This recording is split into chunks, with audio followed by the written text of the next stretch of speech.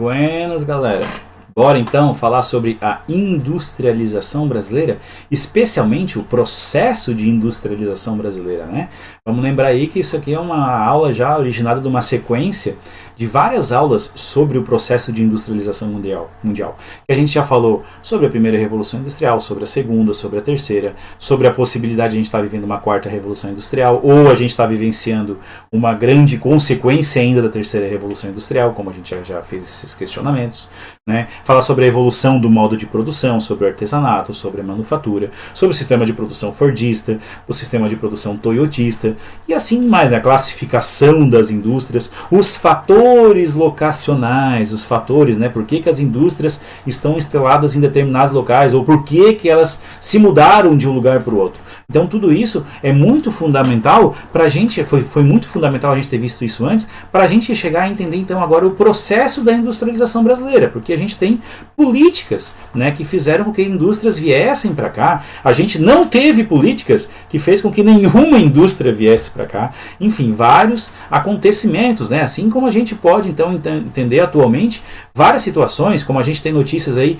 de indústrias que recentemente fecharam as portas no Brasil, assim como outras indústrias que abriram as portas no Brasil, né? Então tem várias situações aí para a gente entender o que será que fez com tal indústria fechar, o que fez tal indústria abrir. Muitas vezes a própria indústria, ela fechou as portas no mundo inteiro, não é uma relação específica de uma política brasileira, né? Ou às vezes o interesse da própria indústria vir instalar no Brasil independente da política e assim por diante, né? Mas várias coisas aí a gente sempre procura aí entender o porquê de tal situação, ok, gente?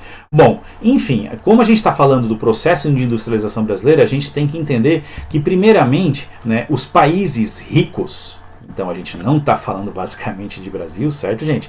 Quando a gente fala os países ricos, aqueles mais típicos desenvolvidos que a gente tem em mente, né? Quando a gente fala assim, dessa forma, a gente está se referindo aos Estados Unidos, a gente está se referindo à Inglaterra, a gente está se referindo à Alemanha, ao Japão, à França, enfim, né? Os países que passaram, né? Claro que a primeira revolução industrial surgiu na Inglaterra, mas tão rápido chegou nos Estados Unidos, tão rápido chegou na Alemanha e assim por diante, né? Esses países também passaram pela segunda revolução industrial, passaram pela terceira, estão passando conjuntamente pela quarta revolução industrial, né? Essa revolução técnico-científica que a gente está vivenciando, enfim, né? Mas eu vou até lembrar, né? Quando a gente fala quarta revolução industrial, sempre é bom lembrar que tem alguns autores que consideram que a gente ainda está vivenciando as consequências da terceira, ok? Então isso é uma coisa que também nunca se vai cobrar tão assim em uma avaliação, porque ainda é uma incógnita, mas enfim, que a gente está passando por um processo bem diferente daquilo que foi a terceira revolução industrial,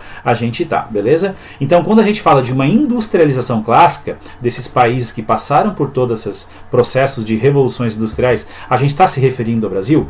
Claramente que não, né? O Brasil, então, se classifica num outro tipo de industrialização que é considerada a industrialização tardia, né? Quando a gente olha a palavra tardia, a gente está dizendo o quê? É tarde demais, demorou para acontecer, ok? Então a gente está se referindo a países subdesenvolvidos que têm tipicamente essa industrialização tardia. E outra coisa, não são todos os países subdesenvolvidos, né? Quando a gente fala em país subdesenvolvido e industrialização tardia, a gente está falando daqueles países que têm um certo destaque industrial no cenário mundial, porém não são classificados como desenvolvidos, como é o caso do próprio Brasil, como é o caso do México, do Chile, do Egito, da África do Sul, enfim, vários outros países. Mas existem muitos outros países que são subdesenvolvidos que nunca passaram por um processo de industrialização forte como esses que eu acabei de citar para vocês. Como exemplo, vários países africanos, vários países asiáticos, diversos países do próprio continente americano, né? Alguns países até mesmo da Europa oriental, né? A Europa, considerada a Europa menos favorecida economicamente, justamente por não ter passado por um processo de industrialização, ok? Então, quando a gente fala tardia, a gente está se referindo a esse grupo de países em que a industrialização chegou bem depois. Basicamente é isso. Não está dizendo que é uma indústria atrasada. Não, é que ela demorou para chegar. Tanto é que quando as indústrias vieram para o Brasil, elas já vieram com todos os processos já realizados nos seus países onde são as matrizes das indústrias e chegaram com o mesmo tipo de indústria que já estavam nesses países. Ok? Uma indústria não chegou aqui no Brasil, agora a gente tem que inventar a máquina a vapor no Brasil. Não, as máquinas que vieram para cá já eram as máquinas que chegaram a um certo ponto de evolução nos outros países. Ok? Então, basicamente, a gente está se referindo a um período de aproximadamente 180, 200 anos depois. Ok? O que é esses 180 anos que eu acabei de falar? Se a Revolução Industrial aconteceu na Inglaterra por volta de 1750, o primeiro processo de industrialização que o Brasil atravessou, que ele começou a ter mesmo um plano, né, que ele começou realmente a acontecer, foi 1930. Então, entre 1750 e 1930, são 180 anos de diferença. Então, a gente demorou 180 anos de tempo aí para poder então sim começar o processo de industrialização, ok? Até a gente teve surtos industriais, mas não foi um plano, ele foi muito descontínuo. A gente já vai falar sobre isso aqui mesmo nessa aula, ok, gente? Então a gente tem que sempre lembrar que quando a gente fala em industrialização no Brasil, a gente está se referindo a uma industrialização que ela é classificada como tardia, né? Ela é tardia, ou seja, tardio aqui, ó, ela demorou muito para acontecer, basicamente isso. Não é que a indústria seja atrasada, ela demorou para chegar no Brasil, ok? E ao mesmo tempo que ela é tardia, essa industrialização ela é concentrada, né? Ela aconteceu de um modo concentrado, né, no nosso país. Em que sentido eu estou falando concentrado? Eu estou me referindo à questão até mesmo geográfica. Ok? Se a gente pegar o mapa do Brasil e eu falar para vocês, me apontem qual é o estado que mais possui indústrias no nosso país. Basicamente, todos os dedos dos alunos vão se voltar a um único estado, né, que a gente tá falando, vai se referir ao estado de São Paulo. Outros estados também têm destaque, mas a maioria, obviamente, concentrado na região sudeste, se destaca então propriamente São Paulo, Minas Gerais, né, o estado do Rio de Janeiro e um pouco no Espírito Santo, né, no fim das contas o Espírito Santo não é um estado muito lembrado na região sudeste, justamente porque ele não é um estado muito industrializado em relação aos seus vizinhos. Mas enfim, o que aconteceu, né, para as indústrias se instalarem basicamente no estado de São Paulo? É tudo uma questão de um estudo de um processo histórico, né, ver todo esse contexto do porquê. E é justamente o que essa aula aqui busca trazer para vocês, né, entender o porquê que a maior parte das indústrias do Brasil estão no estado de São Paulo, basicamente 40% das indústrias do Brasil estão no estado de São Paulo, com destaque até mesmo a região metropolitana da sua capital, que tem o mesmo nome, né, a cidade de São Paulo, certo? E nos últimos anos é que elas começaram a se dispersar um pouco, ou seja, começou um pouco o processo de descentralização, né? A descentralização, as indústrias começaram a instalar. O que será que começou a acontecer? Se vocês usarem a cabeça das aulas que a gente usou, vocês vão ver, teve incentivo fiscal, teve uma guerra aí entre os estados aí para ver quem tirava mais impostos, várias situações. Ou a descoberta de uma matéria-prima, ficar mais próximo, ou uma questão aí de um estado que tem uma grande instabilidade política, daí a indústria preferiu sair porque estava com um grande problema, uma questão ambiental. Então tem várias situações, né, num contexto muito mais atual. Mas a gente agora vai ver o que? É o processo histórico, como vocês já estão vendo ali, né, período colonial. A gente vai contar uma história que claro, ela é extensa, mas a gente vai tentar resumir aqui, tentando voltar isso somente para a questão industrial, para a gente entender todo esse contexto, ok? Quando a gente fala em período colonial, a gente está falando de um Brasil voltado para a sua metrópole. Né? A gente está falando de uma colônia que atendia os interesses de Portugal, ok? Então, basicamente, a nossa economia era totalmente, bem dizer, voltada ao setor primário. Certo? Quando eu falo em setor primário, eu estou me referindo à agricultura, eu estou me referindo à agropecuária, eu estou me referindo à extração mineral. Tanto é que se a gente lembrar aí do período colonial brasileiro, a gente vai lembrar da cana-de-açúcar, a gente vai lembrar do café, a gente vai lembrar do ouro, né? E tudo isso matéria-prima in natura, que era levado para a sua capital, para a sua metrópole, assim melhor dizendo, né? Na forma então como ele era cultivado ou como ele era extraído aqui no nosso país. Então são produtos do setor primário. A gente já teve aula sobre isso. Setor primário, agricultura, pecuária e extração, tanto vegetal quanto animal. Setor secundário, indústria e construção civil. E setor terciário da economia, né, comércio e prestação de serviços. Ok, gente? Bom, a gente sabe que, né, não tão logo assim, porque, enfim, a gente teve uma independência muito tardia em relação aos outros países, né, a gente só conquistou nossa independência em 7 de setembro de 1822, o Brasil, então, começou a ter uma relação muito forte com um outro país, né, que se despontava muito nessa época aí na economia mundial, que era que país? Que bandeira é essa? Inglaterra. Né? A gente também já começou a ter uma relação muito forte até mesmo com os Estados Unidos. Né? Também tem muita explicação aí de investimentos americanos na nossa economia, né, no período militar e tudo mais, mas que a gente já vai começar a falar sobre isso. Eu trago aqui a bandeira da Inglaterra, até fiz essa pergunta, porque tem muita gente que quando se refere à Inglaterra faz o desenho dessa bandeira aqui, ó, essa que apareceu do lado. Tá vendo essa data embaixo? 1922?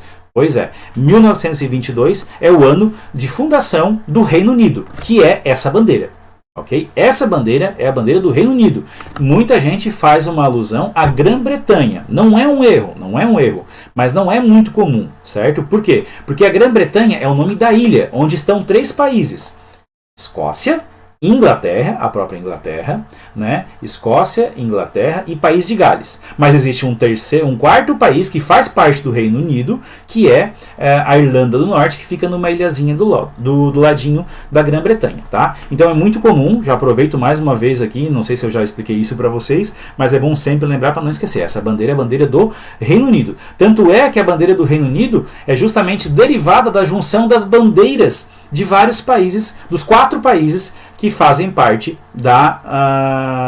desse reino que foi unido, né? São 4 países que unificaram os poderes políticos através de um único reino, o Reino Unido. Se eu não me engano, só o País de Gales é que não está representado, porque o País de Gales é uma bandeira branca, na verdade tem um branco aqui, com um leão amarelo, se eu não me engano, na bandeira. Mas olha só, o azul é da bandeira da Escócia, essa cruz vermelha é da bandeira da Inglaterra, e essa cruzada aqui, se eu não me engano, é da Irlanda do Norte. Então a junção das bandeiras, esse país criou a bandeira do Reino Unido, que só se tornou Reino Unido em 1922. Como a gente está falando em 1822, 100 anos antes, a gente está se referindo basicamente à Inglaterra, onde então continuou o Brasil a ter uma nova relação de dependência. Porque o Brasil continuou sendo o quê? Um fornecedor de matéria-prima. Continuou sendo baseado no setor primário da economia. Tá? Vamos contar uma historinha aqui para entender melhor. Como é que funcionava essa relação de dependência? A gente produzia algodão. Vou dar o chute aqui de um produto, pode ser qualquer outro, mas só para nós entendermos essa relação. Né? O Brasil produzia algodão, então um produto da agricultura, né, in natura, enviava esse algodão em navios para a Inglaterra, e a Inglaterra já estava bem avançada no processo da primeira revolução industrial, marcada pela máquina a vapor, marcado pelas indústrias de tear, na indústria têxtil, produção de tecidos, onde então esse produto então ele era manufaturado, certo? Ou seja, eram maquinários mais simples, né? não era robotizado como aconteceu só na terceira revolução industrial, mas enfim, ele era industrializado, ele era manufaturado e enviado de volta para o Brasil na forma de tecido pronto. Então olha só como o Brasil perdia nessa situação. A gente vendia um produto in natura, matéria-prima, que é um preço baixo. Quando a gente comprava da Inglaterra, a gente comprava o tecido, né, que foi feito do nosso produto, mas como ele foi manufaturado, a gente comprava ele mais caro. Então quem tinha muito lucro com isso? A própria Inglaterra. Obviamente, a gente está falando aí de um período aí que o capitalismo já começa a crescer muito o olho no que diz respeito à questão própria do lucro, né? Que é a base da sobrevivência do capitalismo, é a busca incessante pelo lucro. Então a Inglaterra começou a perceber que o Brasil poderia ser um grande aliado, né? Especialmente na questão no que diz respeito ao seu mercado consumidor. Porém, o mercado consumidor no Brasil ele não era muito forte. A gente já era um país com uma grande população aqui, digamos assim, só que a maior parte da nossa população era composta por quê? Escravos. Escravo não é um trabalho assalariado. Se ele não é um trabalho assalariado, ele não tem poder de compra. Ele não vai comprar os tecidos que vem da... Quem vai comprar vai ser o dono da fazenda, mas não vai comprar na mesma quantidade, com a mesma preocupação, com o mesmo gosto, né, de alguém que tem o seu próprio salário. Então aí a gente tem uma outra situação que a Inglaterra começou a fazer muitas pressões diante até mesmo da situação que o Brasil passava, que era o quê? De acabar com a escravidão aqui no nosso país. De exterminar essa escravidão, né, e que ela chegou a acontecer, né, ela só aconteceu em 1888, mas enfim, é vergonhosa até mesmo a nossa situação diante do mundo, porque a gente foi um dos últimos países do mundo a libertar os escravos, ok? Mas vamos contar essa história aqui de uma maneira um pouco mais calma, com alguns fatos para entender melhor, ok? Primeiramente, a gente vai entender que o Brasil, quando no seu período pós período colonial, quando o Brasil se tornou um país independente, né, a gente tão logo começou a ter vários sistemas de governo. A gente teve uma das economias que ficou muito conhecida como um sistema de governo que ficou muito conhecido como o café com leite. Você já deve ter estudado isso em história, né? Que é quando os presidentes do Brasil eles ficavam alternando entre presidentes, ora do estado de São Paulo, ora do estado de Minas Gerais. Ou seja, quando era de São Paulo, representando o café, né, as grandes plantações de café, ora de Minas Gerais, representando os grandes produtores de leite, economia primária. Então o Brasil se baseava muito nesse tipo de economia, ok? E esses surtos, como a gente fala, surtos industriais, a gente não se refere a um processo de industrialização, né? Porque não foi uma industrialização planejada. Nenhum governo quis que a indústria começasse dando subsídios, fazendo toda aquela série de fatores locacionais para beneficiar, mas que suas atitudes por muitas vezes fizeram com que algumas indústrias acabassem começando a surgir. Não eram grandes indústrias, eram pequenas, né? Então vamos dar um exemplo aqui, ó. A gente teve o primeiro surto industrial no Brasil meados do século XIX. Então a gente está se referindo aí por volta de 1850, bem dizer 1840, né? Como a gente mostra aqui, ó, quando teve a tarifa Alves Branco em 1844. Existia uma questão de ganhar muito dinheiro, o governo não tinha muita forma de arrecadação, né? O Brasil acabou de se tornar um país independente. A gente está falando aqui de 22 anos depois da nossa independência, então não tinha muitos recursos. Aonde que vem os recursos? Que até hoje o governo se baseia basicamente nisso como fonte de recurso, através de impostos. Então o governo brasileiro ele começou a taxar muito os produtos importados, né, os produtos que vinham de fora. Isso era um sofrimento muito grande para a compra, né? E aí começou a ser um sofrimento muito grande também para quem vendia. Então o produto chegava aqui muito caro, o produto já não tinha tanta saída, porque basicamente a população era escrava, né? Não tinha muito trabalhador assalariado, enfim. Era muito ruim para a indústria, né? Porque a indústria está procurando o mercado consumidor, ela quer vender, ela quer ter cada vez mais lucros. Então essa sobretaxação de produtos importados fez com que muitas pessoas começassem a fazer os produtos aqui mesmo no Brasil. Mas eram indústrias pequenas, eram indústrias simples, eram indústrias nacionais, mas não de capital estatal. Certo? Que é o que a gente vai ver daqui a pouco que vai acontecer no Brasil. A gente está falando muito de capital privado aqui ainda, mas indústrias pequenas, pequenos ateliês, né? Pequenas ferrarias, podemos dizer assim, mas nada muito grande, né? Em 1850 veio a Lei Eusébio de Queiroz, a proibição do tráfico negreiro. Então não tinha mais aquela alimentação do mercado, né? Começou a dificultar muito o sistema da escravidão no Brasil, muitas pressões externas, especialmente até mesmo da Inglaterra, né? Várias pressões querendo criar um bloqueio econômico do restante dos países do mundo com o Brasil, várias situações em que, por sua vez, acabaram estimulando a mão de obra assalariada. Ok? O Brasil não tinha muita migração ainda, mas já veio então o ideal de uma mão de obra assalariada. Uma mão de obra assalariada consome. Se ela consome, mais lucro para a indústria, né? Como o Brasil tinham surgido pequenas indústrias, essas pequenas já começaram a ter um certo lucro quando a mão de obra assalariou, mas especialmente as que vendiam em grande quantidade, as indústrias que já tinham maior porte, que estavam baseadas especialmente na Inglaterra, ou outros países da Europa, e também até mesmo o próprio Estados Unidos, né? A gente teve um outro surto, né, o segundo surto, no início do século XX, em 1914 a 1918, que foi o quê? A Primeira Guerra Mundial. O que aconteceu?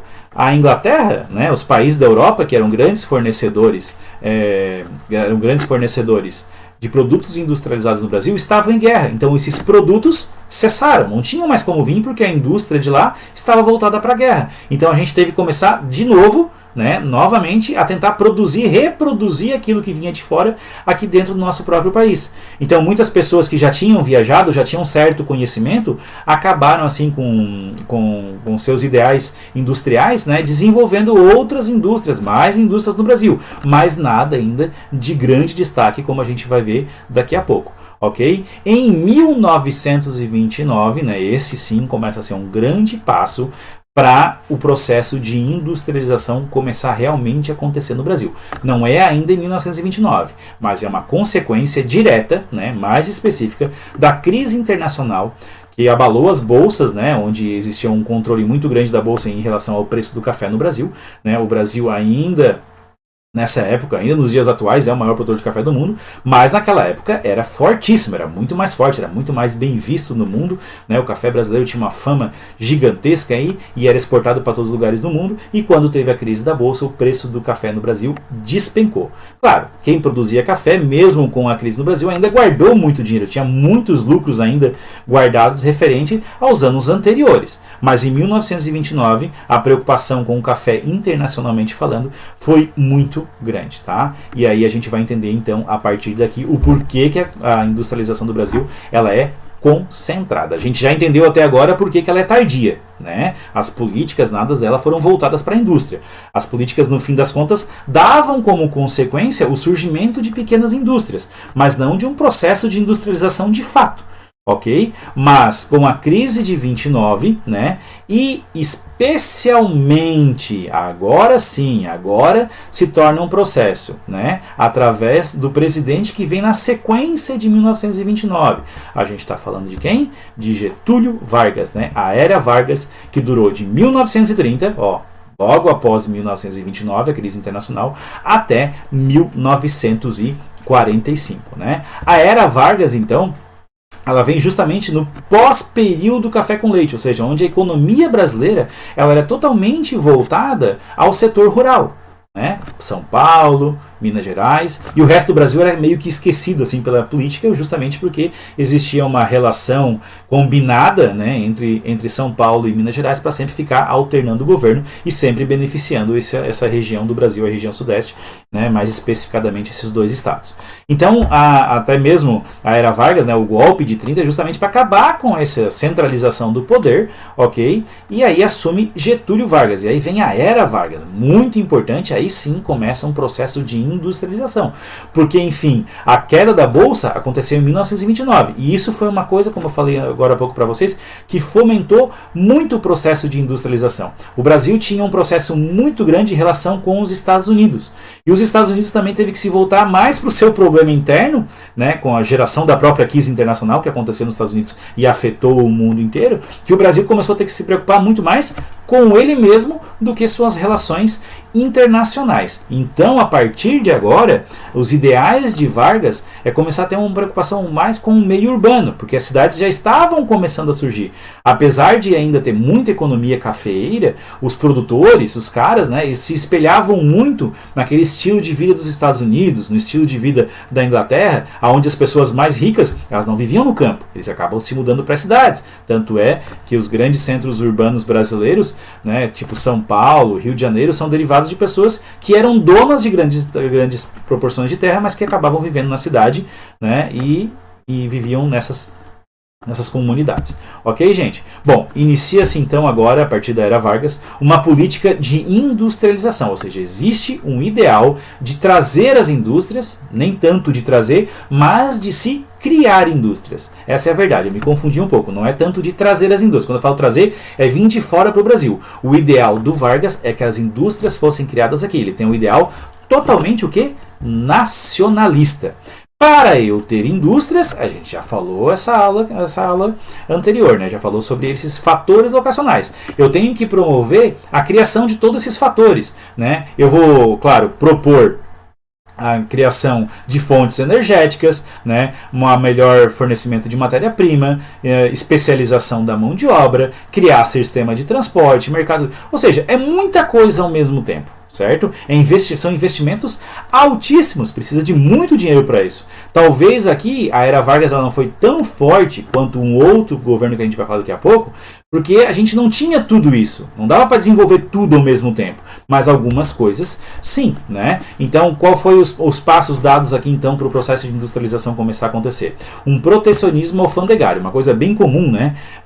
Que até mesmo acho que os Estados Unidos fez isso ultimamente no governo Trump, que era aumentar a tarifa dos produtos vindos de outros países. E aí tu fortalece a tua economia, claro, só que daí tu interrompe uma relação diplomática com o restante dos países do mundo. Isso, no atual processo de globalização que a gente vivencia, isso também não é muito bem visto. Mas cada um com os seus ideais, ok? O que é um protecionismo alfandegário? Tu sobrepõe taxa, lembra aquilo que a gente falou aí no uma taxa Alves Branco, se eu não me engano, que era o nome? O que era aquela taxa? Era sobrepor mais taxas ainda a produtos internacionais. Então o governo Vargas fez isso, porque fazendo isso, os produtos de fora ficam muito caros. Então as pessoas aqui dentro é que começaram com seus ideais de produzir aqui mesmo aquilo que vinha de fora. Então incentivo para criar. Né? Incentivos fiscais é justamente retirar, a gente já falou sobre isso, né? Retirar vários impostos sobre as indústrias para facilitar os investimentos para a criação das indústrias. Né? Um conjunto de legislação trabalhista, isso é sempre quando se fala em Getúlio Vargas, fala muito da CLT, né? Consolidação das leis trabalhistas, foi necessário para dar uma certa segurança ao trabalhador, para ele se sentir mais à vontade, para também se engajar nesse processo de industrialização brasileiro. Mas o que precisava mesmo, que necessitava mesmo, de tudo isso que está colocado nos fatores locacionais, e que a gente falou quando a gente classificou as indústrias, é que os países desenvolvidos, aqueles países que possuem grandes indústrias, antes de ter as grandes indústrias de bens de consumo, né, duráveis e não duráveis, tem aquela outra indústria que fica no meio do caminho entre a matéria-prima, né, e o produto final. É aquela indústria que transforma a matéria-prima para outra indústria, aquela indústria que pega a pedra-ferro, derrete ela, enfim, tal, e faz a chapa de ferro para uma outra indústria fazer o automóvel, fazer uma máquina, fazer outra coisa e assim por diante. Ou aquela que pega o petróleo, que faz um plástico, que vai fazer lá o bem de consumo lá, que a pessoa vai utilizar. Enfim, tudo isso, né, está muito embasada para o surgimento de indústrias quando eu tenho aquela que fornece subsídio para as outras. Né? Como a gente já tinha um grande fornecimento de matéria-prima, faltava aquela indústria que transformava a matéria-prima, que são as indústrias de base. E essas indústrias de base precisavam de fortíssimos investimentos.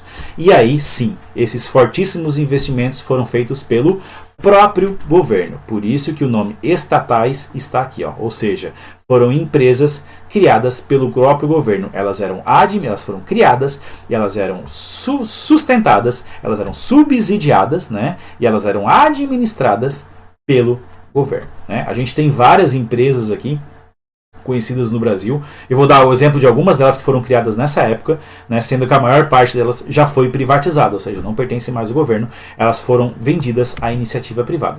Como é o caso da Companhia Vale do Rio Doce, né, que no momento que ela foi criada, em tão pouco tempo, ela já se tornou a maior mineradora do mundo. Né?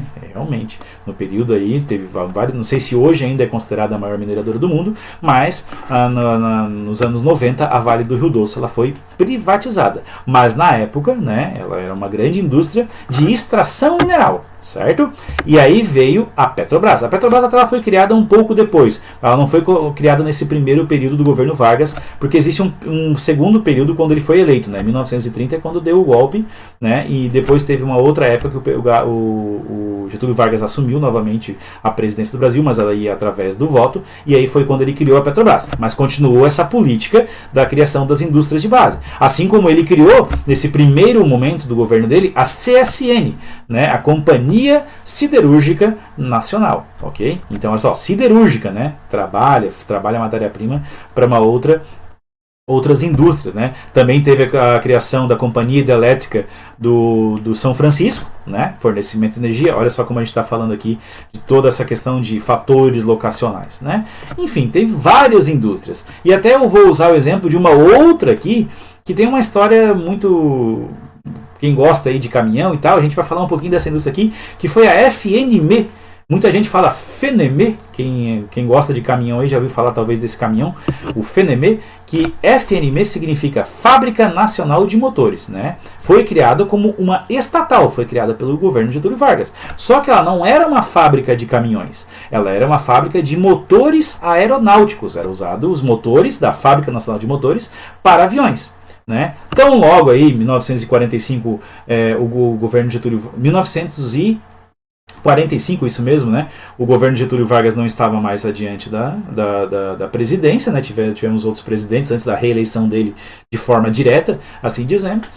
Não era ainda uma fábrica de caminhão, a FNME, certo? Mas ela fechou as portas, não teve mais subsídio do governo, não teve nenhum controle, não teve o sucesso que se almejava, né? E aí, dentro desse período do fechamento das fábricas, a Alfa Romeo comprou essa empresa e começou então a produzir caminhões. E esse aqui é o modelo clássico do caminhão que eles chamam de FNME, mas que na verdade ele é um Alfa Romeo, né? É que eles aproveitaram a estrutura da fábrica de motores, ou até mesmo a estrutura de alguns motores aeronáuticos, né? Readaptaram, fizeram toda uma readaptação para fazer motores para caminhões e começaram a construir então os próprios caminhões, né? Esse aqui é o caminhão do Papai Noel, quando acelera ele faz ho, ho, ho, ho, ho. É muito engraçado. Até mesmo se vocês querem ver o que é uma atividade física, gente, se vocês querem ver o que é uma atividade física, pega um vídeo e bota assim, ó, dirigindo FNME, ou FNME, como eles falam. Tem 2 marchas. Esse caminhão, se ele fosse lançado hoje, tá? Ele não poderia ser lançado. Ele não estaria de acordo com o Código de Trânsito Brasileiro, porque tem hora que tu tem que usar as 2 mãos para trocar a marcha. Então tu não pode tirar a mão do volante.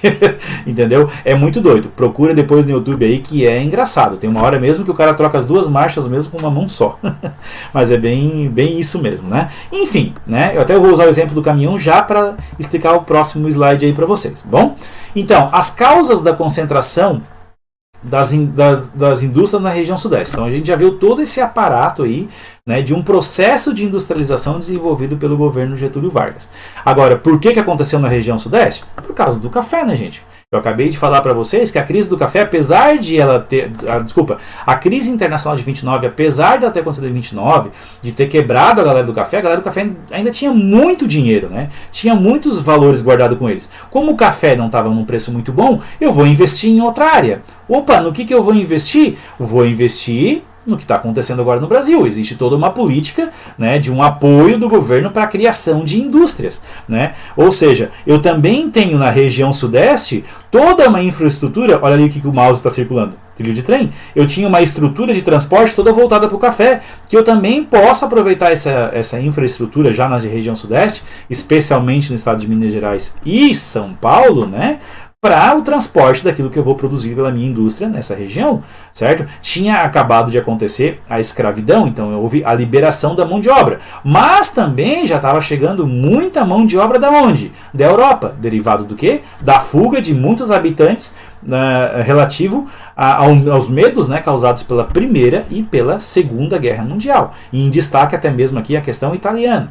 Não sei se vocês não são desse tempo, mas a gente viu muitas novelas como tinha antigamente que contavam essas histórias, os italianos, os imigrantes e tal, né, que iniciaram um processo aí de industrialização, que começou o processo de mão de obra assalariada. Então todos esses fatores, eles são muito fortes aonde no Brasil? Na região sudeste. Então por isso que vem aí a questão da concentração da indústria brasileira nessa região. Okay? Encerrado então aí, teve os períodos do Getúlio Vargas, tivemos outros presidentes, né? Mas um segundo presidente que teve um fator muito importante aí no processo de industrialização, e aí sim, agora eu uso aquele termo que eu falei, que eu me confundi, né? O Getúlio Vargas foi a criação de indústrias, né? O que foi o Juscelino Kubitschek? Trazer as indústrias, certo? Então ele é um rompimento daquela questão do nacionalismo do Getúlio Vargas, que era a criação de indústrias nacionais, certo? Para então trazer indústria. Então o Juscelino Kubitschek, até mesmo vamos lembrar dele, que foi o presidente responsável pela construção de Brasília. né, a questão da construção de Brasília, e a construção de Brasília tem tudo a ver com a relação industrial, porque teve que ter estradas, teve que ter a abertura, asfalto, tudo isso daí, teve toda uma infraestrutura que beneficia quem? A indústria automobilística. Tudo isso é muito ligado, gente, é uma coisa aqui que vocês vão entender agora, porque que muitas coisas no Brasil a gente não consegue entender, por que não tem tanto, por que não tem ferrovia no Brasil, num país de proporção tão grande assim. Tem tudo a ver com as políticas, né, com o interesse econômico, com lembrei agora da palavra que eu sempre gosto de usar, lobby, né? O que já ouviram falar assim, ele é lobista. O que é um lobista? Lobista é um cara que está dentro do governo, ele pode ser um presidente, ele pode ser um deputado, ele pode ser um senador, ele pode ser um vereador, ele pode ser um cara que está dentro da política para atender interesses próprios e não da comunidade.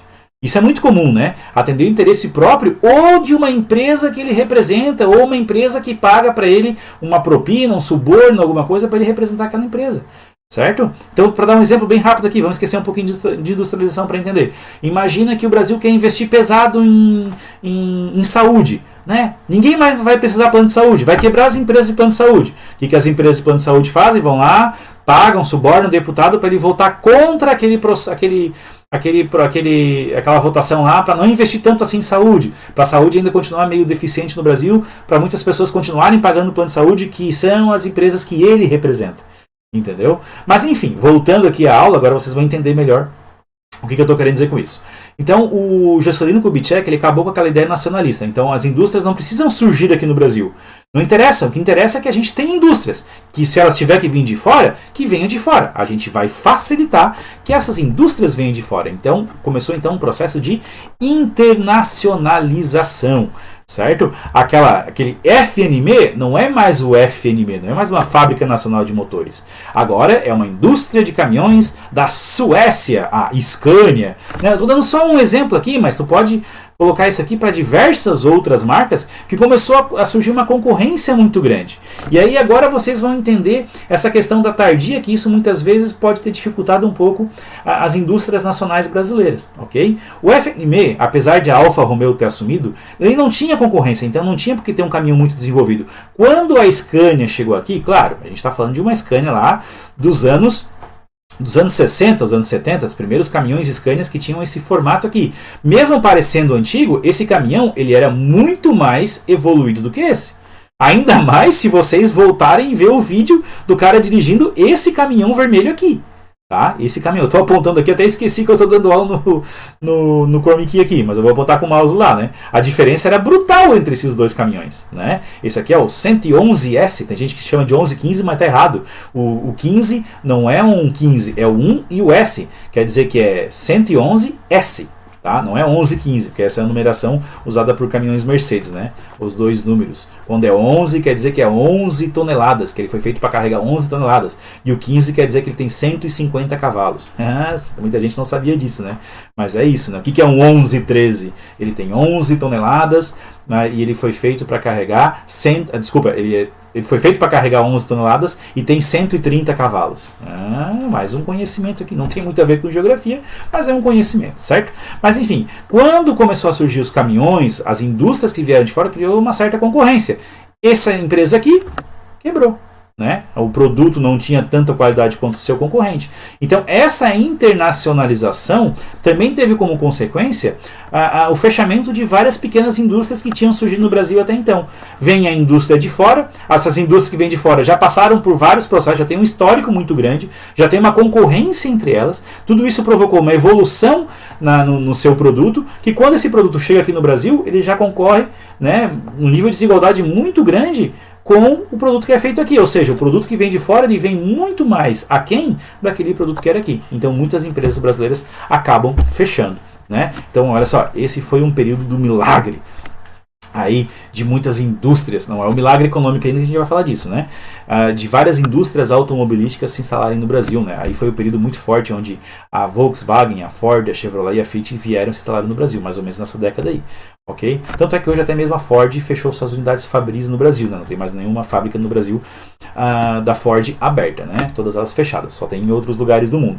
Mas enfim, Ao longo do tempo, né, outras políticas fizeram com que outras empresas, a gente tem uma diversidade muito grande de marcas, né, Peugeot, Citroën, Hyundai, Kia e assim por diante, certo, gente? Mas enfim, essa foi uma política, né, interessante a gente saber por que essas indústrias, quando que essas indústrias vieram no Brasil, por que elas vieram e assim por diante, certo, gente?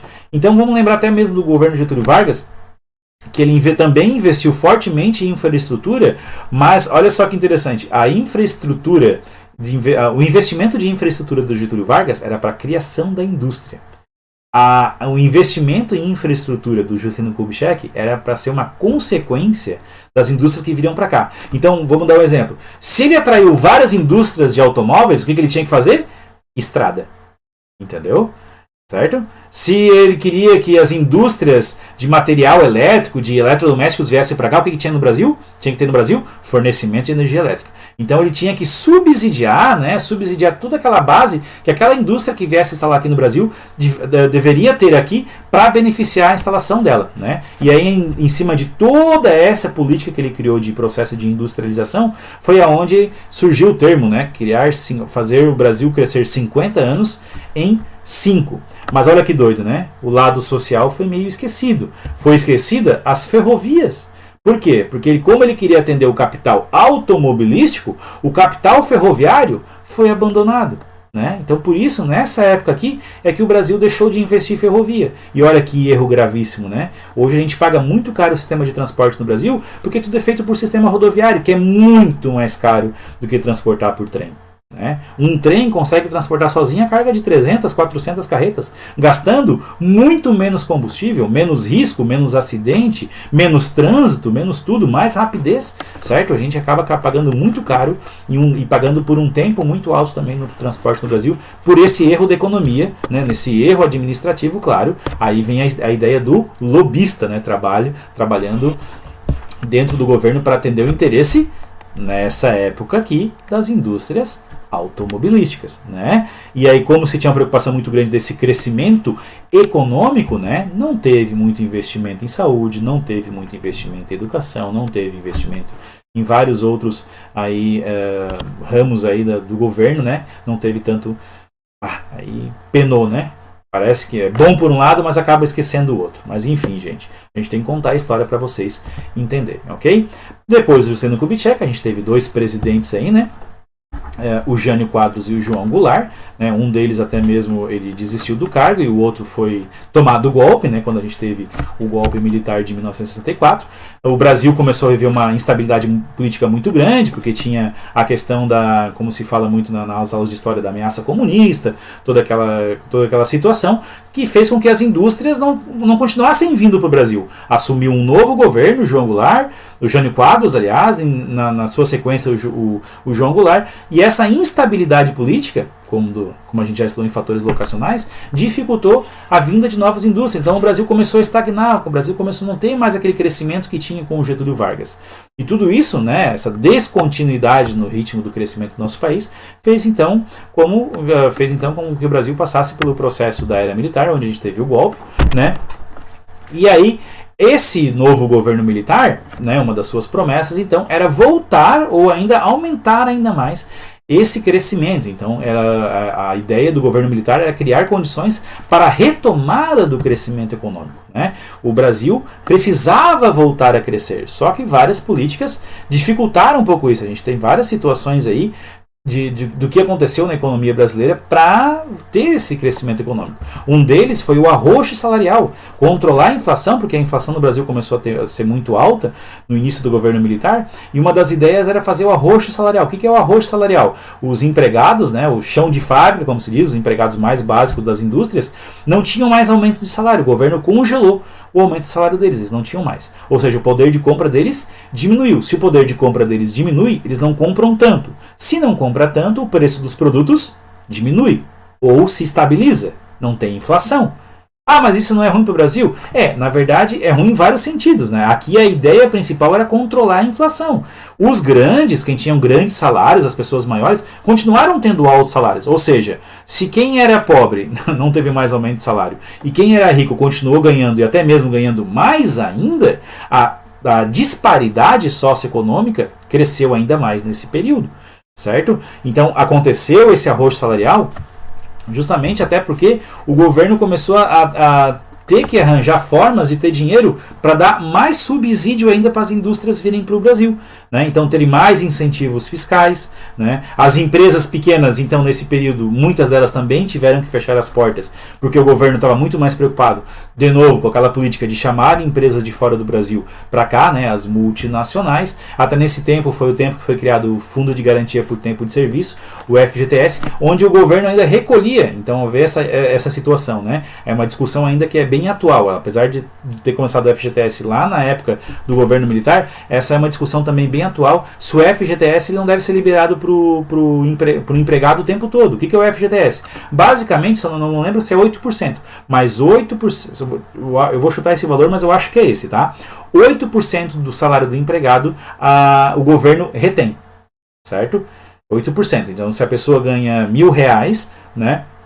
R$80 fica com o governo retém esse valor, ok? Esse valor de R$80 é acumulado mensalmente, R$80 esse mês, mais R$80 o outro mês, e assim por diante, né? Então o governo vai retendo. Se o empregado for demitido, né, se o empregado for demitido, algumas situações, na compra de uma casa, alguma coisa assim, o empregado pode usar esse dinheiro que está retido pelo governo. Mas na maioria das vezes, o empregado fica muito tempo no serviço e o governo fica recolhendo esse dinheiro. Então o governo fica trabalhando com esse dinheiro. Esse dinheiro está nas mãos do governo e fica trabalhando com esse dinheiro. Empresta dinheiro aqui, compra título lá, ou seja, quer pegar esse dinheiro para fazer mais dinheiro, ou até mesmo usa esse dinheiro para subsidiar, para dar incentivos fiscais para outras indústrias. Ok? Então, nesse período aqui, é criado o FGTS. Tem muita gente, até nos dias atuais, que vê isso como uma coisa boa, né? Porque o brasileiro ele não tem um conhecimento de economia e tal, e não sabe poupar, não sabe investir, e o FGTS acaba acontecendo de uma forma, digamos assim, forçada do trabalhador fazer isso, mas tem muita gente que entende que é o trabalhador que decide se ele quer o FGTS ou não, porque é a força de trabalho dele. Se é ele que está trabalhando, o salário é dele, né? Esses 8% não deveriam ser do governo. Mas enfim, essa é uma discussão, mas estamos aqui para explicar o que aconteceu durante esse período, justamente para o governo continuar fomentando a vinda de indústrias para o Brasil, ok? Nessa época aí, então o governo militar ele também criou as grandes obras. Vocês já ouviram falar isso aqui? A usina de Itaipu, né? A ponte Rio-Niterói, a Transamazônica, que não é uma obra que até hoje é inacabada, né? As usinas nucleares de Angra 1 e Angra 2, as chamadas obras faraônicas, que evidenciaram que o Brasil passava por um milagre econômico, né, que viveu esse milagre econômico entre os anos de 1968 e 1972. O que é um milagre econômico? São os 4 anos aí, basicamente, em que o crescimento econômico do Brasil era maior de 10% ao ano. Hoje a gente está com um crescimento aí de 1,2%, 0,8% ao ano. Mas nessa época aqui, o Brasil crescia 10% ao ano. Mas calma aí. Tem que entender melhor o que era esse 10% ao ano, certo?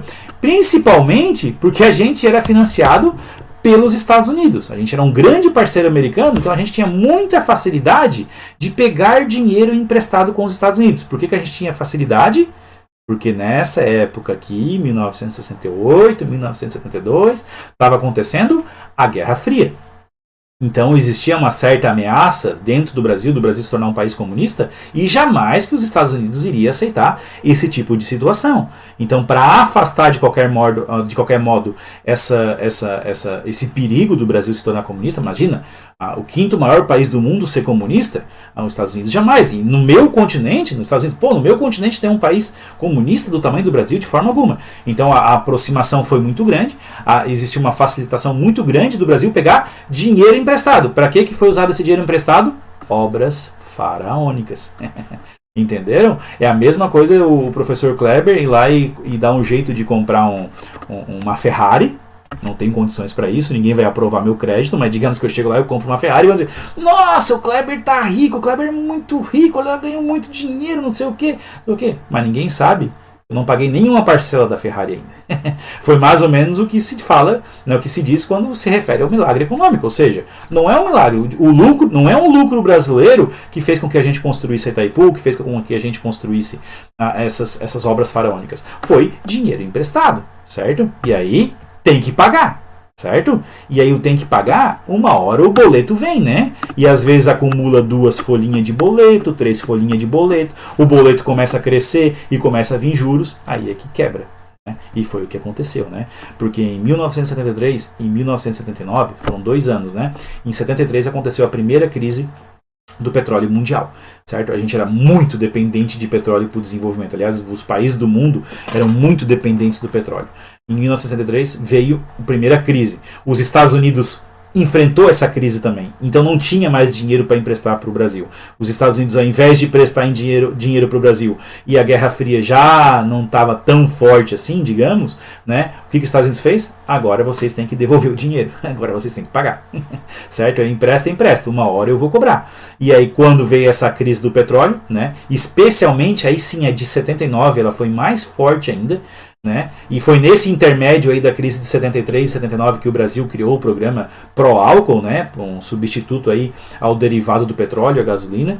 Mas enfim, esse grande endividamento do Brasil veio à tona porque a gente pediu muito dinheiro emprestado durante essa época para se mostrar nessas grandes obras faraônicas e outras mais, né? Mas a conta chegou.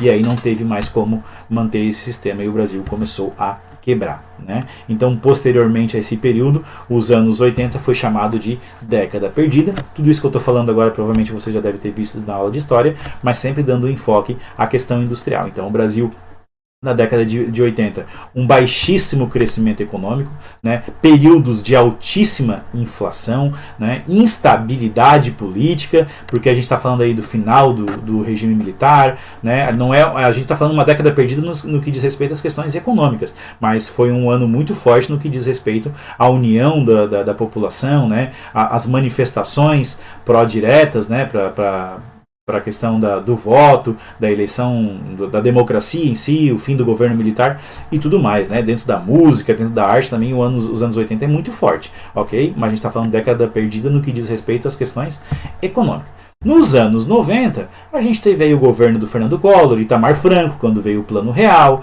né? A gente teve um sistema neoliberal, ou seja, aquilo que aconteceu com o Juscelino Kubitschek e com o governo militar já era um sistema bem liberal, já era assim, a facilitar a vinda de indústrias internacionais, né? O governo liberal já é um novo tipo de liberalismo, é uma forma de liberar ainda mais a economia brasileira, porque podiam vir as indústrias, mas o dinheiro delas circulava nos bancos brasileiros, digamos assim. O neoliberal, o dinheiro já é circulado em bancos internacionais. Então, quando vieram os bancos internacionais para cá, né, era mais fácil ainda pegar o dinheiro que era ganho aqui no Brasil e reenviar para os países onde estão as matrizes dessas indústrias multinacionais. Ok? E aí, claro, no final da década de 90, especialmente, o próprio lançamento do Plano Real fez com que a economia se estabilizasse e criasse condições, então, de ter novas políticas industriais, né? Que foi o que aconteceu nos anos 2000. O Brasil fortaleceu muito a indústria e tudo mais, né? A gente falou tudo isso para chegar nesse mapa, digamos assim. O mapa não é a conclusão definitiva de tudo isso, mas ele traz para nós, né, um resumo de tudo aquilo que a gente falou até agora, né? Por que as indústrias, grande parte, está instalada no estado de São Paulo? A gente tem uma distribuição industrial. Nossa, por que tem indústria no Amazonas? A gente já falou sobre isso, né? A criação de uma Zona Franca, um lugar onde as indústrias se instalassem e não pagassem impostos, né? Ou um distrito industrial, várias indústrias se instalam no mesmo lugar para uma ajudar a outra, dependendo daquilo que uma produz em relação à outra e tudo mais, né? Mas enfim, esse aqui é um mapa que traz para vocês essa informação da distribuição das indústrias brasileiras, né? Mas eu acho mais interessante ainda é esse outro mapa aqui. Por quê? Esse mapa ele traz a seguinte informação. Ele traz o número de estabelecimentos fundados após 1995, ou seja, isso aqui é o quadro atual. Esse mapa aqui provavelmente deve ser do ano 2010. Esse aqui é um pouco mais atual, mas ele está falando referente somente às indústrias criadas a partir de 1995. Então foi aqui que começou a crescer a descentralização da indústria brasileira. Ainda é muito concentrada, ainda é muito, mas ela começou a se descentralizar devido às políticas de incentivo fiscal, devido às políticas que procuram justamente desenvolver as diferentes regiões brasileiras. Então, o que a gente estudou até agora explicou para nós o porquê dessa centralização, o porquê das indústrias serem consideradas tardias no Brasil, né, e junto com a explicação que a gente acabou de ter, né, e de outras mais que a gente teve nas outras aulas, explicam para nós o porquê que está acontecendo o processo de descentralização, os fatores locacionais, né, proximidade com matéria-prima, incentivos fiscais e tudo mais. Beleza, gente? Então, né, vamos lembrar que as páginas da industrialização brasileira continuam sendo escritas assim como qualquer processo que a gente esteja passando, né? Então, hoje a gente tem situações, como eu acabei de falar para vocês nessa mesma aula, de indústrias que estão fechando. Vamos entender o porquê que essas indústrias estão fechando e vamos entender porquê que outras indústrias estão abrindo no nosso país, em outros países e assim por diante, né? Que fatores locacionais estão intervindo. Muitas vezes, fatores locacionais não estão muito implícitos.